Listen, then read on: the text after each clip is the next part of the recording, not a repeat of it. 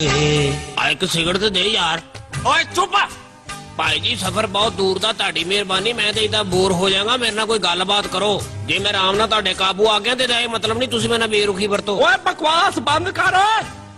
ਚੁੱਪ। ਓਏ ਮੈਂ ਤੈਨੂੰ ਨਹੀਂ ਬੁਲਾਇਆ, ਤੂੰ ਆਰਾਮ ਨਾਲ ਧੱਕਾ ਲਾਈ ਜਾ। ਐਵੇਂ ਮੇਰਾ ਦਿਮਾਗ ਨਾ ਖਰਾਬ ਕਰੀ, ਮਿੰਟੋ ਪਹਿਲੇ ਮੇਰਾ ਮੀਟਰ ਫਿਰ ਜਾਂਦਾ ਈ। ਉਸਤਾਦ 1 ਮਿੰਟ ਰੋਕੀ, ਮੈਂ ਥੱਕ ਗਿਆ। ਥੱਕ ਗਿਆ ਤੇ ਮੈਂ ਕੀ ਕਰਾਂ ਫਿਰ? ਮੈਂ ਤੇ ਖਿੱਚ ਰਿਹਾ। ਉਸਤਾਦ ਜੇ ਤੂੰ ਗੁੱਸਾ ਨਾ ਕਰੇ ਤੇ ਮੈਂ ਵੀ ਵਿੱਚ ਵੜ ਕੇ ਤੇ ਇਹਦੇ ਨਾਲ ਬਹਿ ਜਾਵਾਂ।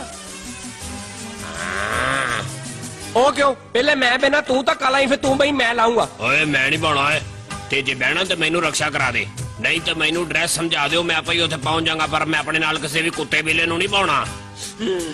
ਓ ਚੁੱਪ ਕਰ ਦੋ। ਲੈ ਵੀ ਤੈਨੂੰ ਆਫਰ ਹੀ, ਜੇ ਤੂੰ ਚਾਹੁੰਦਾ ਨਾ ਕਿ ਅਸੀਂ ਤੈਨੂੰ ਆਜ਼ਾਦ ਕਰ ਦਈਏ ਤੇ ਤੂੰ ਸਾਨੂੰ ਕੋਈ 12-14 ਕਿਲੋ ਦਾ ਭਾਰੂ ਫੜਵਾ ਦੇ, ਅਸੀਂ ਤੈਨੂੰ ਛੱਡ ਦਿਆਂਗੇ। ਕਿਉਂ ਉਸਤਾਦ? ਮੈਂ ਇਹਨੂੰ ਹੀ ਲੈ ਕੇ ਜਾਣਾ ਵਾ। ਇਹਦੀ ਸ਼ਕਲ ਕੀ ਤੇਰੇ ਪਿਓ ਦੇ ਨਾਲ ਮਿਲਦੀ ਹੈ? ਹਾਂ